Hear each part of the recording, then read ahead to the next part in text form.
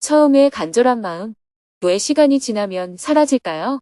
2025년 9월 24일 종교인 모임 수행법회 평화연구 세미나. 안녕하세요. 오늘은 한 달에 한 번 있는 민족의 화해와 평화를 위한 종교인 모임과 정토회 회원들이 자신의 수행을 점검하는 수행법회가 열리는 날입니다. 스님은 종교인 모임을 하기 위해 새벽 2시에 두북 수련원을 출발해 서울로 향했습니다. 차로 4시간 30분을 달려 오전 6시 30분에 정토사회문 화회관에 도착했습니다. 스님이 도착하자 목사님, 신부님, 주교님, 교령님, 교무님도 차례로 지하 1층 식당에 도착했습니다. 평화재단 실무자들이 정성껏 준비한 아침 밥상으로 식사를 한 후 평화재단 회의실로 자리를 옮겨 대화를 나누었습니다. 스님은 어제 두북 수련원 농장에서 주워온 밤을 삶아서 종교인 분들께 나누어 주었습니다. 제가 시골에서 밤을 좀 주워왔습니다. 맛보아 주십시오. 햇밤입니다. 다들 밤이 아주 굵고 맛있다며 기뻐했습니다. 3개만 먹었는데도 배가 부른 느낌이었습니다. 박남수 교령님이 밤을 맛보고 나서 말했습니다. 지금 우리는 밤을 먹는 것이 아니라 가을을 먹는 겁니다. 한 줄의 시를 낭송하는 것 같다며 다 함께 웃었습니다. 이어서 본격적으로 한반도의 평화와 국민 통합을 주제로 지난 한 달 동안 언론에 보도된 이슈에 대해 자유롭게 이야기를 나누었습니다. 종교인 분들은 새 정부가 들어서고 나서도 여당과 야당 사이의 갈등이 더욱더 심해지고 있는 상황을 우려했습니다. 스님이 먼저 현재의 국내 정치 상황에 대한 우려를 말했습니다. 현 정부가 추진 중인 내란 척결이 자칫 문재인 정부의 적폐 청산처럼 정치적 분쟁으로 변질되어 오히려 내란 세력을 되살려주는 어리석음을 반복하지 않을까 걱정됩니다. 그래서 여당 정치인들을 만날 때마다 시간을 끌 것이 아니라 단기간에 수습하고 이제는 화합의 길로 나아가야 한다. 고 여러 차례 조언했습니다. 갈등이 깊어지는 국내 정치가 우려되는 이유. 하지만 언론 보도를 보면 정치인들의 언행이 여전히 시정잡배 수준에 머물러 있는 듯합니다. 이런 상황이 계속된다면 국민들에게는 내란 척결이라는 본래의 의미는 사라지고 단지 두 세력이 다투는 모습만 남게 될 것입니다. 특히 사법부를 공격하는 모습을 보면서 중도층의 지지도 잃을 수 있다는 우려가 커집니다. 외교 문제는 그나마 잘 대응하고 있지만 국내 정치는 너무나 어리석게 풀어가고 있다는 생각이 듭니다. 종교인 분들도 스님의 의견에 공감하며 말했습니다. 명확한 증거를 갖고 상대를 공격하는 게 아니니까 상대는 오히려 더 거세게 저항을 하고 그러다 보면 오히려 상대를 키워주게 되는 꼴이 날 것 같아요. 그래서 국민의 주목을 받게 되면 다음에 국회의원 공천도 받게 되고 변호사를 개업할 때도 유리한 거거든요. 맞습니다. 강하게 발언을 해야 존재감을 계속 알릴 수 있다고 생각하는 것 같아요. 더 걱정인 것은 국내에서 여야가 서로 싸우다 보니 트럼프 대통령이 촉발한 국제 질서의 대변화에 제대로 대응을 못하게 된다는 겁니다. 북한, 중국, 러시아의 동맹이 강화되는 모습을 보니까 한반도의 평화가 요원해지지 않나 싶어서 우려가 됩니다. 스님은 종교인 분들의 의견을 경청한 후 여야 정치인들이 국제 질서의 변화에도 시야를 넓혀야 한다고 강조했습니다. 국가와 민족의 이익을 생각하면 애국이라는 틀 속에 보수를 껴안아 주어야 합니다. 내란 척결을 해서 상대를 없애는 게 핵심이 되어서는 안 돼요. 과거를 청산하는 것이 핵심이 아니라 미래의 이익을 어떻게 도모하느냐가 중요합니다. 내란의 주요 가담자는 가감하게 처벌을 해야 하지만 그 외에는 미래의 이익을 위해서 애국이라는 틀 속에서 껴안고 가야 합니다. 급변하는 국제 질서 속에서 외부의 압력에 제대로 대응을 하려면 진보 세력만 갖고는 부족합니다. 국론이 분열되어 있는 상황에서는 미국의 압력에 대응하기가 어려워요. 보수 세력까지 껴안아 주어야 외부의 압력에 대응하는 힘을 가질 수가 있기 때문입니다. 국내만 보면 안 되고 국제 질서의 변화도 함께 보면서 대응해야 하는데 그런 지혜가 좀 부족한 것 같아요. 박경주 주교께서 스님의 말에 공감하며 말했습니다. 서로에 대한 혐오감에서 나오는 힘이 통제가 안 되는 상황 같습니다. 마지막으로 스님이 헌법 개정에 대한 우려에 대해서도 이야기했습니다. 현 정부가 추진하겠다고 밝힌 헌법 개정은 종교인 모임에서 오랫동안 주장해온 제왕적 대통령제의 폐해를 해소하기 위한 권력 분산, 지방자치 강화, 선거법 개정과는 전혀 무관한 것 같습니다. 대통령 4년 연임제로의 전환은 오히려 제왕적 대통령제를 더욱 강화할 위험이 있습니다. 지금의 개헌 논의는 권력을 분산시켜 민주화를 이루려는 것이 아니라 권력을 강화하려는 방향으로 흘러가고 있습니다. 그래서 지금 종교인 모임이 이러한 개헌에 동의한다면 자칫 개혁이 아니라 개혁에 동참하는 결과가 될 수 있습니다. 헌법 개정은 무조건 찬성할 일이 아니라 무엇을 위한 개정인지 그 목적이 권력 분산과 민주화에 맞닿아 있는지를 면밀히 살펴보고 판단해야 합니다. 다음 모임에서 현재 진행되고 있는 특검, 헌법 개정 등 여러 주제에 대해 더 심도 있는 논의를 이어가기로 하고 모임을 마쳤습니다. 스님은 언제 또 해외로 가십니까? 내일 밤에 갑니다. 사실 이 모임을 하려고 잠시 한국에 왔습니다. 건강히 다녀오십시오.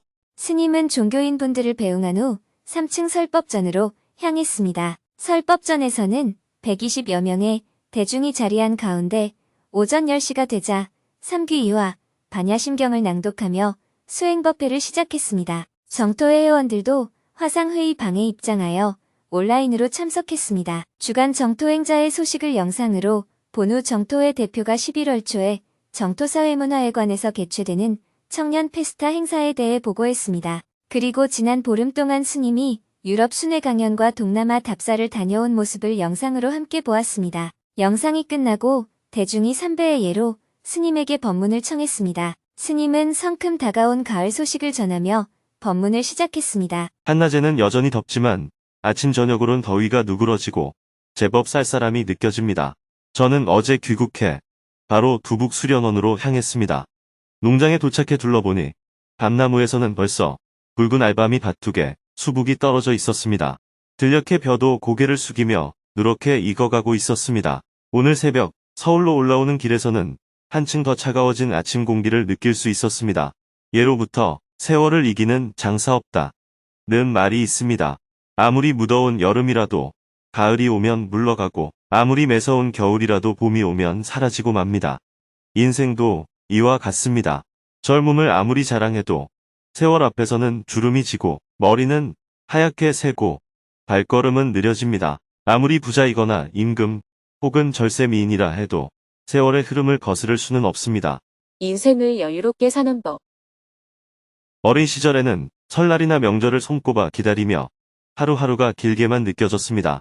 그러나 나이를 먹을수록 1년이 눈 깜짝할 사이에 흘러가고 더 늙으면 청춘이 엊그제 같은데 벌써 머리가 휘어지고 발걸음이 무거워집니다. 지나고 보면 모든 것은 잠시일 뿐입니다. 죽음을 앞두고 돌아보면 인생 100년도 눈 깜짝할 사이에 지나간 짧은 세월일 뿐임을 알게 됩니다. 그제야 비로소 나에게 일어났던 모든 일이 별일 아니었음을 깨닫게 되지요. 만약 우리가 지금의 일들도 지나고 보면 별일 아닌 줄 안다면 인생을 좀 더 여유롭고 행복하게 살 수 있을 것입니다. 그러나 우리는 순간순간 일어나는 일에 매달려 마치 큰일이라도 난 듯 괴로워하다가 한을 품은 채 생을 마치곤 합니다. 남에게 일어나는 일은 대수롭지 않게 보면서도 정작 나에게 닥친 일은 작은 일도 큰 일처럼 여깁니다. 돌아보면 다 사소한 일인데도 그 순간에는 하늘이 무너지는 듯 크게 느껴집니다. 그러니 어떤 일이 닥쳤을 때 남의 일 보듯 바라보고 훗날 돌아보듯 마음을 다스린다면 인생을 훨씬 더 여유롭고 보람있게 살아갈 수 있을 것입니다. 이어서 유럽을 순회하면서 느낀 세계 각국의 혼란스러운 상황들을 이야기하며 이 속에서 수행자는 어떤 관점을 갖고 살아야 하는지 이야기했습니다. 그리고 사전에 질문을 신청한 분들의 질문을 받았습니다. 온라인에서 2명이 질문한 후 이어서 현장에서 1명이 손을 들고 질문했습니다. 마지막 질문자는 알아차림과 깨달음은 어떻게 다른지 잘 모르겠다며 스님에게 자세한 설명을 요청했습니다. 알아차림만으로 깨달음에 이를 수 있을까요? 알아차림과 깨달음은 같은 것인가요? 저는 감정이나 생각에 빠져들 때 내가 지금 이러고 있구나. 또 한 생각 때문에 괴로워하고 있구나.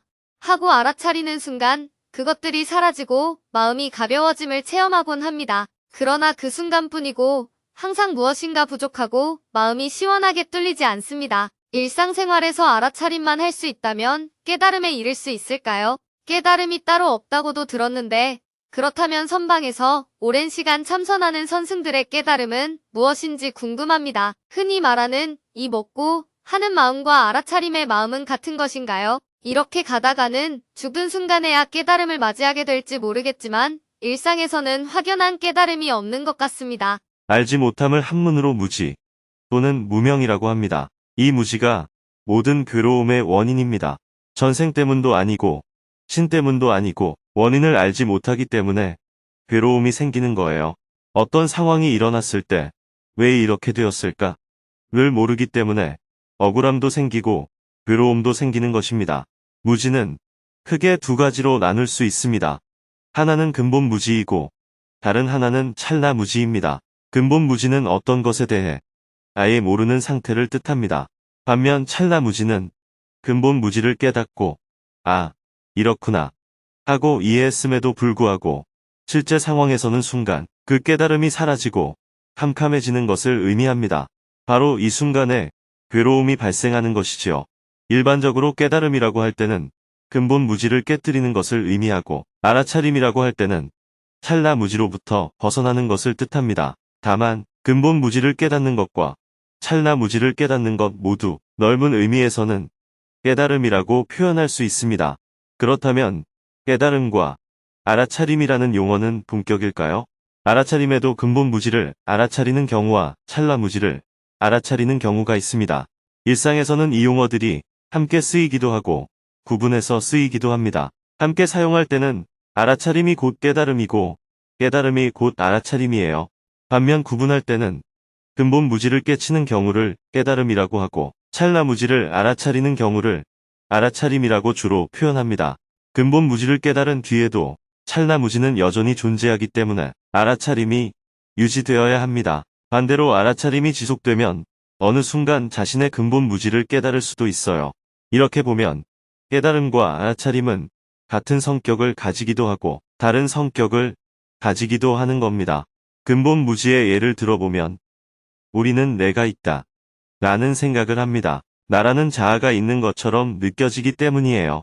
이때 내가 있다고 믿는 것이 근본 무지에 해당합니다.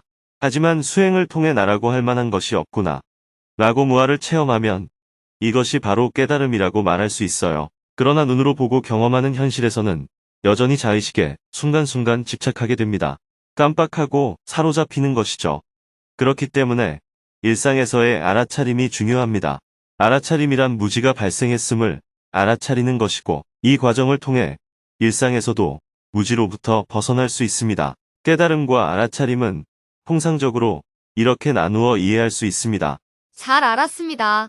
감사합니다. 계속해서 질문이 이어졌습니다. 사념처관 중에서 법념처는 일상에서 어떻게 알아차릴 수 있는지 궁금합니다. 어떤 것 때문에 힘든 것이 업보 때문이라면 과거에 업을 지어서 현재 받는 업과 현재 지은 업이 미래에 발현하는 것을 어떻게 하면 구분할 수 있을까요? 대화를 마치고 나니 법회를 마쳐야 할 시간이 되었습니다. 다음 주 수행법회는 미국에서 온라인으로 진행하기로 하고 수행법회를 마쳤습니다. 오후 1시부터는 평화재단 회의실에서 일상 속 기묘한 화학 이야기를 주제로 열린 평화재단 연구 세미나에 참석했습니다. 장홍재 광운대 화학과 교수는 화학이 실험실 속 어려운 학문이 아니라 인류 문명과 함께 발전해온 일상 그 자체임을 강조하며 흥미진진한 강연을 펼쳤습니다. 인류가 불을 사용하기 시작한 신석기 시대가 화학의 출발점이었으며 이후 청동기 시대를 거쳐 현재의 반도체와 플라스틱 시대에 이르기까지 화학이 인류 문명과 함께 발전해왔다고 설명했습니다. 특히 코끼리를 살리기 위해 만들어진 플라스틱의 탄생, 배경과 고래를 구하려고 시작된 석유 사용의 역사는 화학이 환경 문제를 해결하기 위해 시작되었다는 점을 보여주었습니다. 또한 스트라디바리우스 바이올린의 비밀부터 모차르트와 베토벤의 죽음에 얽힌 화학 이야기, 그리고 마찰 전기를 이용한 미래 에너지 기술까지 다양한 이야기를 들려주었습니다. 교수님은 지구온난화 해결책도 이미 과학적으로는 해결이 가능하다고 설명했습니다. 공기 중 이산화탄소로 에탄올, 휘발유, 심지어 빵과 고기까지 만드는 기술이 개발되었고 걸을 때 생기는 마찰로 전기를 만드는 기술과 배터리 옷까지 구현되었다고 합니다. 다만 이런 기술들이 실제로 도입되지 않는 이유는 정책적 뒷받침이 부족하기 때문이라며 이를 실현하기 위해서는 시민들의 관심과 정책적 의지가 필요하다는 메시지로 강연을 마쳤습니다. 강연 후 이어진 질의응답 시간에는 주기율표의 의미와 구조, 일상에서 사용하는 화학 물질들의 안전성을 확인하는 방법, 차세대 에너지 원인, 핵융합 발전의 상용화 가능성, 시민사회가 기후위기 대응을 위해 요구해야 할 정책, 그리고 알코올이 인간의 뇌에 미치는 화학적 영향 등 다양한 질문들이 오갔습니다. 스님도 3시간 가까이 교수님의 발표 내용을 경청했습니다. 화학이 가져온 편리함과 문제점, 그리고 그 해결 방향에 대해 깊이 생각해 볼 수 있는 시간이었습니다. 청중과 다 함께 기념사진을 찍은 후 스님은 장홍재 교수께 스님의 저서를 선물했습니다. 강의 잘 들었어요. 고마워요. 감사합니다. 곧바로 오후 4시부터는 평화재단 기획위원회 회의에 참석했습니다. 젊은 층이 점점 우경화되어 가고 있는 원인과 현재 대한민국의 정치 현황을 살펴본 후 그 속에서 평화재단의 역할에 대해 2시간 동안 대화를 나누었습니다. 해가 저물고 저녁 7시 30분에는 저녁반 수행법회 생방송을 했습니다. 3층 설법전에는 80여 명의 대중이 자리하고 정토회 회원들은 온라인 화상회의 방에 접속했습니다. 청년 페스타 행사 속에 유럽 순회 강연과 동남아 답사 모습을 영상으로 본 후 3배의 예로 스님에게 법문을 청했습니다. 스님은 먼저 요즘 세계와 한국 사회의 혼란스러운 상황에 대해 언급하며 대화를 시작했습니다. 저는 지난 보름 동안 유럽과 동남아시아를 다녀왔습니다. 요즘 세계가 조금 시끄럽습니다. 개발도상국에서는 빈부격차가 심해지면서 젊은 세대의 불만이 폭발하고 그 결과 폭동과 정권 교체가 연이어 일어나고 있습니다. 분명한 대안이 있는 것은 아니지만 이런 현상은 여러 나라에서 연이어 발생하고 있습니다. 비교적 안정적이라고 여겨지는 유럽조차 내부 갈등으로 시끄럽습니다. 한때 진보적 가치를 앞세우던 유럽에서 지금은 극우 정당이 각국에서 지지율 1위를 차지하는 현상이 나타나고 있습니다. 이렇게 세계 곳곳이 혼란에 휩싸여 있습니다. 국내 정치도 크게 다르지 않습니다. 국회 법사위에서 벌어지는 모습을 보면 마치 시정 잡배들이 주먹다짐과 욕설을 주고받는 수준의 난투극을 보는 듯합니다. 이런 모습을 접할 때면 더욱 마음 공부를 하고 평정심을 찾는 수행이 필요하다는 생각이 듭니다. 수행은 단지 개인의 평화에만 머무르는 게 아니라 마음의 평정을 통해 분쟁을 완화하고 더 나아가 평화를 가져올 수 있습니다. 또한 우리가 검소하게 살아가는 작은 실천 하나하나가 지구 환경을 지키는 의미 있는 행동이 됩니다. 뒤로 가는 듯 보이는 세상. 그래도 우리가 해야 할 일. 하지만 현실은 우리의 노력과 상관없이 갈등과 기후위기가 심화하고 전쟁과 증오심도 점점 커질 것입니다. 그럴 때 굳이 이런 활동을 할 필요가 있을까? 라는 의문이 들 수 있습니다. 하지만 그렇지 않습니다. 우리는 결과에 연연하지 않고 단기간의 성과에 집착하지 않아야 합니다. 바른 길이라면 그저 묵묵히 나아갈 뿐이에요. 성공과 실패는 몇 년의 단기적인 평가로 가늠할 수 있는 것이 아닙니다. 어쩌면 수십 년, 수백 년이 지나서야 그때 우리가 그렇게 한 것이 가장 바른 길이었다. 라는 평가를 받을지도 모릅니다. 2차 세계대전 이후 인류는 많은 것을 반성했습니다. 그 결과 남녀평등, 약소 국가의 해방, 신분제 철폐, 인종차별 금지 등 사회정의와 진보적 가치가 보편적으로 받아들여졌습니다. 그러나 지금은 역주행의 조짐이 나타나고 있습니다. 평등보다는 불평등이 심화하고 정의보다는 부정의가 자리를 잡아가는 듯합니다. 물론 이 조짐이 세계대전과 같은 큰 재앙으로 이어질지는 두고 봐야겠지만 현재 상황만 놓고 보면 인간의 어리석음이 드러나고 있는 것은 분명합니다. 이런 혼란스러운 세계에서 지금 우리가 살아가고 있습니다. 그러나 조금 더 시야를 넓혀 과거를 돌아보면 지금의 상황은 전쟁이 한창이던 시기보다는 낫고 중세보다는 훨씬 더 나은 편입니다. 단기적으로는 후퇴하는 것처럼 보여도 긴 흐름 속에서는 인류가 발전해가는 과정이 일부라고 볼 수 있습니다. 저는 지난주에 동남아를 답사하고 왔습니다. 미얀마는 군부 정권으로 인해 소수 민족이 폭격을 당하고 수많은 난민이 발생하여 큰 고통을 겪고 있었습니다. 또한 가난한 나라에서는 여전히 기본 교육조차 제대로 이루어지지 않는 현실도 목격했습니다. 이런 상황을 보면 우리가 해야 할 일과 도움을 줄 수 있는 일이 매우 많다는 사실을 새삼 깨닫게 됩니다. 부정적인 면만 보면 여러 문제가 눈에 띄지만 다른 관점에서 보면 우리가 할 수 있는 일도 그만큼 많다는 것을 알 수 있습니다. 이어서 증문즉서를 시작했습니다. 먼저 현장에서 한 명이 손을 들고 스님에게 질문했습니다. 처음에 간절한 마음, 왜 시간이 지나면 사라질까요? 저는 올해 상반기에 정토경전대학에 다니며 스님의 법문을 듣고 크게 감화를 받았습니다. 그때 비록 내가 부처님의 제자까지는 못 되더라도 수행, 보시, 봉사를 실천하며 살아가야겠다 하는 마음이 들어 정토의 회원이 되었습니다. 지난 6월에는 천일결사에도 입제의 기도를 시작했습니다. 기도하고 나면 마음이 밝아지고 그 기운이 하루 종일 이어지는 듯 했습니다. 그런데 불과 몇 달도 지나지 않아 머리로는 법문을 기억하고 몸은 절을 하고 있는데 정작 그 마음은 사라져 버렸습니다. 이 마음이 변하지 않고 평생 가야겠다 하고 다짐했는데 지금은 그 마음이 어디로 갔는지 모르겠습니다. 어떻게 하면 다시 찾을 수 있을지 궁금합니다. 불교 공부를 통해 마음이 좋아졌다니 다행입니다. 그런데 좋은 마음이 영원히 변치 않고 이어질 것이라 생각한다면 그것은 불교적 관점이 아니에요. 부처님 가르침의 요지를 간단히 말하면 재행무상과 재법무화입니다.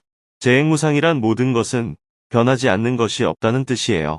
우주도 성주괴공이라 하여 이루어지고 머물다 흩어지고 사라지는 것이 본래 모습입니다. 우리의 몸도 생로병사하고 마음도 생주이멸합니다.